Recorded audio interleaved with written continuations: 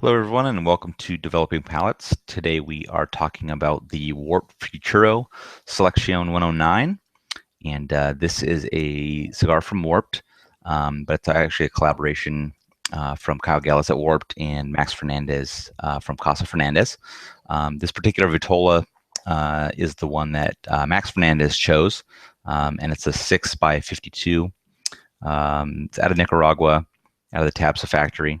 Wrapper is Nicaraguan Corojo 99. Blinder is Nicaraguan Criollo 98. And the filler is Nicaraguan Criollo 98 and Corojo 99. They did, I guess they worked together on the blend. They just chose the different vitolas to showcase it. And the MSRP on this is $9.75. And the cigar was released in August of 2015, which was a month later than the Selection Suprema that Kyle came out with. And on this review was Jiunn and myself, Aaron. How you doing, Jiunn? Good. So I guess we'll just hop into the recap of this cigar. So talk about your pre-light experience with the 109. Sure. I thought that the cigar itself looked really good. It had, the standout feature for me was the almost this Colorado red wrapper tint to it. Mm-hmm. So that what is it? The 98 Corojo wrapper was just absolutely, it was beautiful. It had this Colorado red tint, like I was saying, and it had this nice oily texture to it. So it felt like it was pretty good quality, good priming wrapper. Mm-hmm. And the actual roll itself was pretty good. I didn't feel any soft spots or anything that should be making me worried of the actual draw experience. Right. What I thought was kind of neat was so this what Warp called within this 109 is paying homage to the Cuban cigar world, Mm-hmm. of specifically the Conde 109. So within that, I mean, basically the 101 feature of this is basically a tapered head. And I thought that was pretty neat. Although Mm-hmm. my tapered head was kind of slanted, so whoever rolled that and capped that didn't do like a true 109, but Right. I get what they're trying to go with it. So a little flair like that, as well as, speaking of the whole Cuban cigar nature, I thought the band was kind of like this hybrid of a Cuban cigar band look, Mm-hmm. almost, then especially with a side bordering. I thought it was very like Hoyo de Monterey esque. Right. So yeah, I thought it was pretty neat. I mean, a lot of what they do in the non-Cuban cigar world Yeah. is paying homage or taking the traditions of old school, deeply rooted Cuban cigar traditions. So Right. but, Yeah, and the font they use on the band for the name kind of reminds you of like if you see like some old video of like 1950s video of like them talking about futuristic stuff coming out yeah, kind of thing, like that kind of the swirls and things like that. It was kind of yep, that's kind of cool there too. But yeah, yeah, for the sure. wrapper on this thing was pretty nice, and you'd see at least on mine eyes, you'd see a slight bit of lighter color surrounding the veins that were in the Mm, wrapper. So that was that's kind of a neat effect on there. mm, But yeah, it was rolled very nice. The seams were tight. You could barely even see that they were visible. The like you talked about the tapered head, doesn't come to that torpedo tip, but mm, it's got that rounded head. But the caps were okay. The final cap that was on the end was it's kind of lifting up a little bit. mm. Um, but once I cut it, I did a pre-light draw, and I got like a lots of graham cracker on it. And but one thing I found interesting was it had a weird feeling in my just having the mouth feel of it on that shape of a head. Huh. So it was because typically I'll put my teeth on there to hold it in there, and then so it took me a few draws before I kind of got comfortable with how that was going to Huh. be for that experience. So I mean, it'd be something similar to like if you're going to be like smoking a chisel or something like that. It's going to take you a couple draws to like get the feel for how you were gonna progress with the smoke. So I'm Yeah. curious is how did you choose to cut this type of head? I just used I took out my Zycar scissor, Hmm. and I used that. So I got a pretty good precise snip on it. I was gonna go with Did my you cut it casing. straight, like just kind of straight off the head, like as if it was a regular Yeah, just Pareo? basic. I mean, my cap, by the way, was it had a really thick triple cap on it, so Hmm. I would say it was probably somewhere in the range of like almost like an inch within capping the entire head. Right. So I had no issues with cutting it. Hmm. Um, I was gonna say within the mouthfeel of it.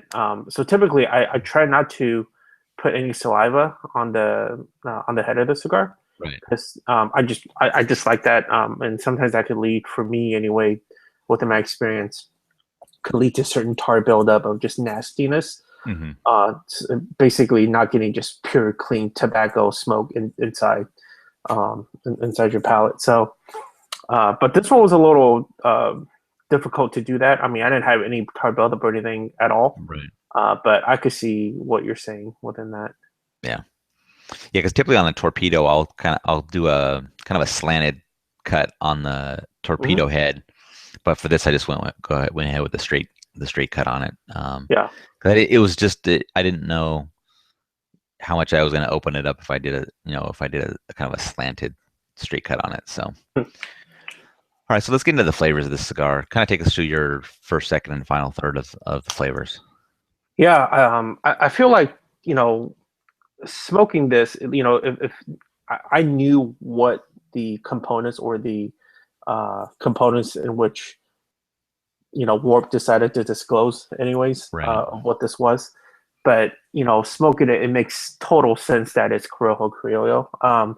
Within like Corojo, I get a lot of just very prominent, like a spicy, sweet, cedary kind of a character. A lot of those flavors really pop, and they're pretty deep flavors. Hmm. So kind of within that, I felt like the cigar itself had a lot of sharp flavors, Hmm. meaning when I say sharp, I mean like kind of. I don't mean by any means that it was under fermented or tobacco or any of that nature, but a lot of the flavor characteristics for me was fairly youthful, Hmm. a bit raw, and just kind of sharp in that instance. But I did feel like just from starting to smoke to all the way to when I pitched it, I had a lot of like mouth-watering notes of like oily white pepper spice. It was it was it was cedary, but like um, this was like a really raw cedar. Hmm. It's almost like the tree wood just got cut recently, right? Right. And you're tasting that really rawness, that strength of it almost, or Hmm. that the pungent aspect, not strength per se. And I got a lot of sweet bread that sometimes will morph into kind of like a caramelly kind of a sweetness to it. Right. Um, Something that I disliked about it is within the first third, uh, the black, the pepper spice got lodged in the back of my throat, Hmm. and that irritated my throat. But luckily, within the second half and third half, that no longer existed. Okay. And then overall, I just felt like it was just those, certain profiles, and within those profiles, like things kind of mixed, in and out in between different pockets. Right. And then, yeah, I thought it was a tasty, fairly medium strength and bodied smoke, in which I typically would expect something to come out of Warped. Right. Okay. Yeah. For me, the first sort of started off great. I mean, I got like dry wood and some spice, and the flavors of what I would describe as being vibrant. I mean, that they were just Mm. kind of really out there, and like you can really, I don't know. Sometimes it could just be muddled and it could be muted or whatever. But this is like they're really bright and out there, so that it's a really good start, making you want to like, all right, I'm ready to see what this thing's gonna do for me. Um, and also kind of like after the first few draws, it kind of felt like the smoke kind of had like a warming characteristic, almost like if you were drinking like a scotch or something like that. You just kind of just warms you up a little bit, and that kind of was the experience I had there as it started out. But um, the spice kind of died down, as the first third was going along, and the woodiness that I was getting really transformed into that cedar that you were talking about, and it's like really like I would say like if you opened up like a brand new humidor Mhm. and you just get that all you're gonna get out of it is the cedar. There's no tobacco mixed in with it. It's just like cedar, and it's got that, you can smell that spice, and you can taste that spice that was there. So it was just like just a really good third, and right near the end of it, I was starting to get some sweetness into it as well. Now getting into the second third, the cedar and some of the spice is still there. It starts to get a little bit creamy. And the creaminess kind of picked up as the second third went along, but the spice kind of started to fade out for me. And still to this point, strength is pretty much medium throughout. As I got into the final third, it started to pick up in strength for me, and I ran into a couple of issues where I was kind of getting a mineral flavor, and then for a few draws I got a little bit of an ashy flavor. And then nearing the end of the final third, the mineral flavor was just completely coating my tongue, and it was just bringing a lot of heat with it. So it was just getting down to that last part where you just have a little bit left before you start getting to the taper, where it's just going to be, there's not going to be any more good points at that stage of it. So it was kind of time to let it go. But yeah, first 2/3 medium strength, and then I'd say medium full for the final third for me.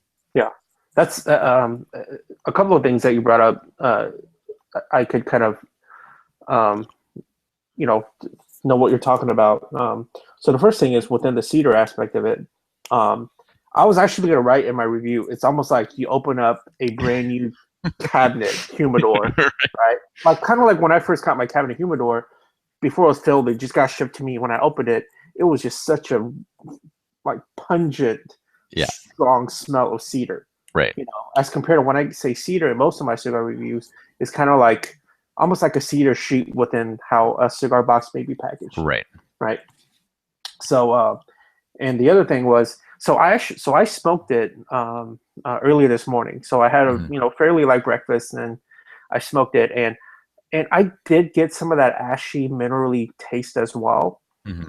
And it was interesting because I didn't welcome in that at all. I disliked that taste. And I think it was because it was so early in the morning, and you were kind of saying like it's almost like having perhaps a peated scotch. Right. Or just scotch in general, which is way more peated typically than like a bourbon, right? Let's say. And I didn't welcome that as a post-breakfast sort of a flavor profile. Right. But I was thinking maybe if I would have had it after a nice big hearty dinner meal, I will feel elsewise. So right. Yeah. All right, let's get into the performance of the cigar. Let's talk about burn and draw for you. Sure. The burn was so there's good and bad about the burn. The performance overall was poor, and I attribute that to the fact that I had to relight it 3 times. It was all going well and everything within the first third, and the ash held on pretty tight. We have averaging like 1 inch to like 1.5 inch increments. Flowery ash, very flowery. But the thing that was a killer here was the relights. I had to relight it once within the second third, and I had to relight it twice within the last third. Relights definitely annoy me, but if you relight the cigar, preferably for me, in my experience, using a soft flame, and then you purge it, and then you start drawing on it again, and doing that will typically just revive the flavors profile of what the cigar is supposed to give you. Right. But nonetheless, it's annoying. And nowadays, with so many good, constructed cigars out there, there's really no reason for such a poor performance in that realm. Right. But on the draw, I thought it was absolutely perfect. I mean, it was no complaints, 0 complaints. Right. Yeah, I think we had similar issues with burn. The burn was already off for me right from the start. The wrapper, there was like one section of the wrapper that just wasn't burning at all from the start.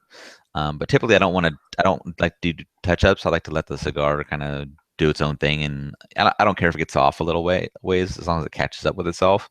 But this one didn't really do that too much, so I did need to to touch it up a little bit. But in the first third, the ash was a little flaky for me, and it would just kind of be little pieces would just kind of fall off and fall on my keyboard or fall on the floor or whatever it was. But getting into the second third and the final third, I have to say at least probably 6 or 7 relights for me between those two thirds. It was it was ridiculous. Like it was like I could relight it. I take maybe 2-3 draws and it's out again. And it's like it's out like almost right after I took a draw. So it's almost like was it for you that my wrapper, it just did not want to burn. Yeah, that was the case. It was not, and it was just like this. It was like this one little strip that would just like kind of hang on the entire time. Right. So, but I mean, I don't know if that contributed to helping portions of it not burn as much, so the whole thing went out. I mean, sometimes some cigars will just keep going. They'll just run through and make that big run, and they just go along. But this one, it just was going out. But even when I would get that wrapper caught up and have a kind of have a straight burn line again, I was still getting it to go out on me. So that was unfortunate. I'm sure that led to kind of the lower experience that I had in the final third flavors of getting some of the ashy flavor and the mineral and the heat. But I was trying to get, I wanted to get all the way through the cigar, but it was just kind of a pain to do that. Draw for me was good. I mean, it was a little tighter than I prefer, but it's kind of like nitpicking. Just because I did a straight cut, like just right at the tip of it, and I didn't want to go too much further because I didn't want to cause any cap issues or anything like that. But it wasn't. I mean, it wasn't anything that was going to affect my affect my experience with it. So I thought the draw was really good on it. Yeah. All right, let's talk about our overall experience. So, kind of all the components together. What did you think of this cigar? I thought the overall, as expected, and I've had this cigar before upon it released last year. Would you say it was like August of last year, something like that? Yeah. And this was good. I think Kyle rarely absolutely misses the ballpark for me. I think vast majority of his offerings for me yields a tasty cigar. Right. And I also feel like vast majority of what I've had of his is a little too youthful, vibrant, and a little sharp for me.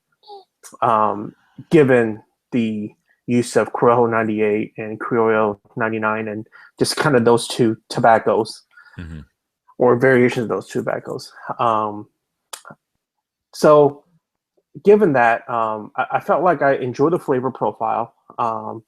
And I thought that, first of all, pre-light was good. The actual like Colorado Reds tinted cigar, I give massive points on. I mean, that was just beautiful wrapper. It doesn't get much better than that. It rarely gets much better than that. Right.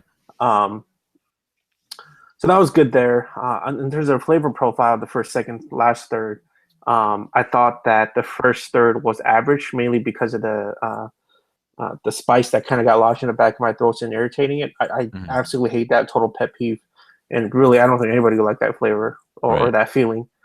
I thought the second and last third was good. I thought that the burn was absolutely piss poor.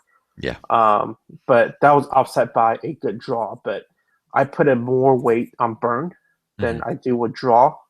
Well, in this scenario, I did. Okay. And then, so kind of overall, given overall good flavor profile in that rating that I did, and the lackluster construction performance, I thought the cigar averages to be an average cigar for me. Right. But that isn't to say that I wouldn't seek these out some more. I think I would still buy a 5 or so. I think in general, Corojo 98, Criollo stuff, 99 stuff just ages incredibly well. But, this might kind of sound bad to say this, but, I know, for instance, like Illusione and Dion uses a lot of these type of wrapper leaves. Right. And oftentimes they kind of intersect in terms of the tobacco farms that they use. I think Dion uses these and makes a more balanced flavor profile better than a lot of what I taste from Kyle's. Right. But Okay. still really like it. Yep. Yeah, for me, the way the cigar started, I was on the edge of my seat, man. I was like, this is gonna be a good ride because the flavors were, like I said, so vibrant and kind of jumping out at me. It was just, I was looking forward to how things were going to progress. But getting into the second, third, the flavors kind of fell down a little bit, and then the burn comes into play in the second, third, and it just kind of goes downhill from there. So for me, first third's the best, second third's middle, and final third's the worst. Just I think the burn issues took its toll on the cigar, which it's sad to hear that both of us had the same burn issues, because you want to just hope that maybe there's just one cigar out of the box that's gonna be that way. Right. But seeing two, that's not as welcoming. But I'm sure there's going to be other instances that you can smoke this and you're not going to have that experience. But I know you mentioned that. Oh, go ahead. I was gonna. So within the actual construction issues that you and I both faced, and so this is rolled from TAPSA, right? Right.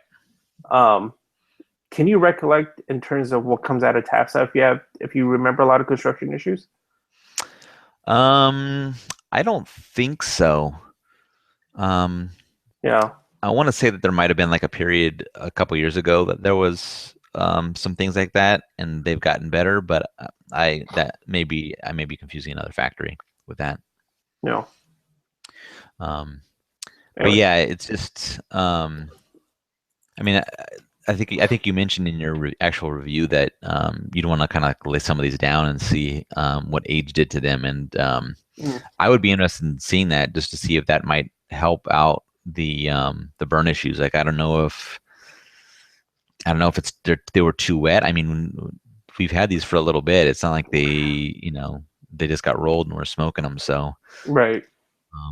Yeah, I'm not sure what to say about what caused the burn issues on this, but I would agree with you. I mean, it's definitely something worthwhile to revisit. And if people like, Casa Fernandez or Warp stuff, definitely give this cigar a shot. I don't think you'll be disappointed unless you run into a cigar that has poor construction or something like that. No.